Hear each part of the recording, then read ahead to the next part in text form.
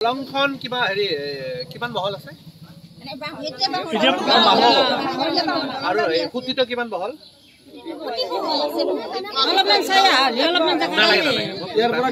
খালি ইঞ্জিনে পঠাই দিয়ে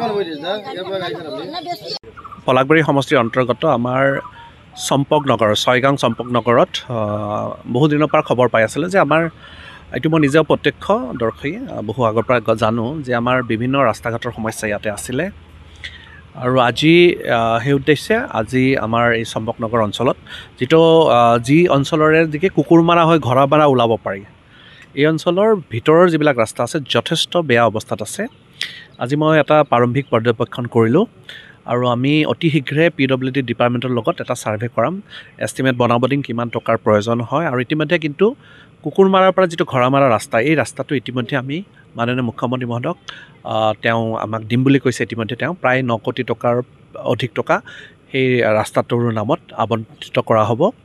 আৰু ইতিমধ্যে মাননীয় মুখ্যমন্ত্ৰী মহোদয় সেই ৰাস্তাটো দিম বুলি কৈছে ইয়াৰ লগে লগে যিবিলাক উপ ৰাস্তা আছে সেই ৰাস্তাখিনিও একেবাৰে বেয়া অৱস্থাত আছে আৰু যথেষ্ট সংখ্যক মানুহৰ অৱস্থিতি ইয়াতে আৰু সেই অৱস্থাত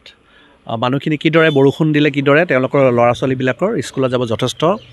তেওঁলোকৰ প্ৰব্লেম ফেচ কৰে আৰু নিশ্চয়কৈ অতি শীঘ্ৰে এই ৰাস্তাবিলাকৰ কাম কাজ অতি শীঘ্ৰে কৰাৰ দায়িত্ব মই পালন কৰিম ধন্যবাদ